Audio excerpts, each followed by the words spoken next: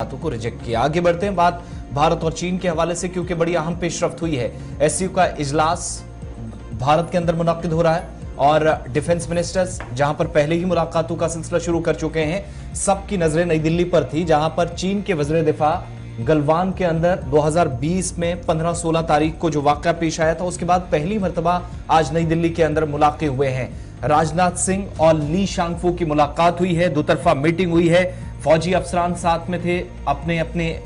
जो concern officials थे वो दोनों तरफ से साथ थे और बड़ी बातें इस मीटिंग के दौरान हुई है जो जराये से अब कंफर्म हो रहा है। आहिस्ता आहिस्ता चीजें निकलकर सामने आ रही हैं, बाद में शायद एक डिटेल ब्रीफिंग भी इस पर सामने आएगी, लेकिन एससीओ इजलास के दौर से पहले या उस दौर में फिलहाल हम दाखिल हुए जहां पर कजाकिस्तान, ईरान, चीन और दीगर कई ममालिक के वज़ीर दिफा के साथ वज़ीर दिफा राजनाथ सिंह की मुलाकात हुई है। लेकिन सबसे अहम मुलाकात जिस पर सबकी नजरें थी वो थी चीन और भारत के वज़ीर दिफा की, जो तकरीबन 1.5 घंटे तक मुलाकात हुई है। और इस 1 घंटे की से ज्यादा की मुलाकात में दो तरफा ताल्लुकात, सरहदी इलाकों पर कशीदगी, लाइन ऑफ एक्चुअल कंट्रोल, बिलखुसूस शुमाली इलाका जात में जो सूरत हाल है, मशरकी लद्दाख के अंदर अरुणाचल प्रदेश के मामलात, ये सारी चीजें डिस्कस हुई हैं। लेकिन कैसे नई दिल्ली और बीजिंग ने अब तक इन मामलात को चलाया है, जो अभी तक दो तरफा स्ट्रेटेजीज रही हैं, चाहे वजारत खारजा के लेवल पर रही हूं, वजारत दिफा के लेवल पर रही हूं, और पिछले एतवार तक 18 दौर की फौजी सतह की बातचीत के दौरान हुई है,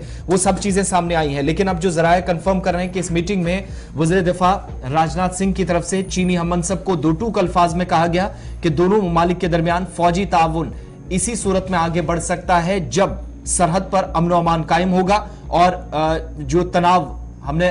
गलवान घाटी के बाद या उससे पहले डोकलाम के बाद देखा था, अगर ऐसी सूरत हाल होती है या एक भी तरफ से अगर इस सूरत हाल में कमी नहीं आती है तो बहुत मुश्किल है यहां से आगे जा पाना। भारत की तरफ से अपना मौक़िफ़ वाज़ेह अल्फाज में रखा गया, अमन कानून और सुकून या ये सारी चीजें होंगी तब मुमकिन है ताल्लुकात मजीद बेहतर होंगे। ये पहली मुलाकात गलवान वाक़े के बाद दिल्ली के अंदर वज़ीर दिफा की हुई है।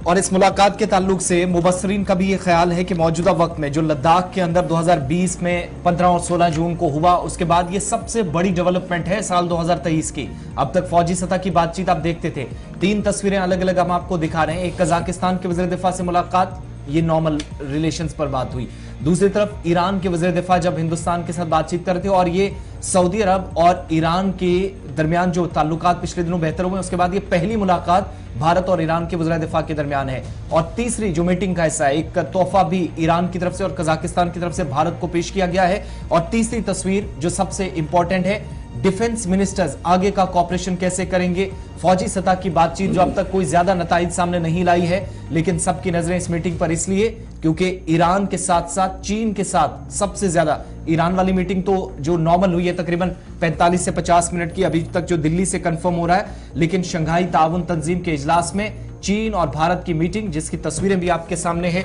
सबसे खास और सबसे बड़ा मौका 3 सालों में पॉलिटिकल पंडित इसे करार दे रहे हैं। चलिए जनाब, वज़ीर दिफा का इजलास, एससीओ के हाशिए पर यह तमाम मुज़ाकरात हो रही है और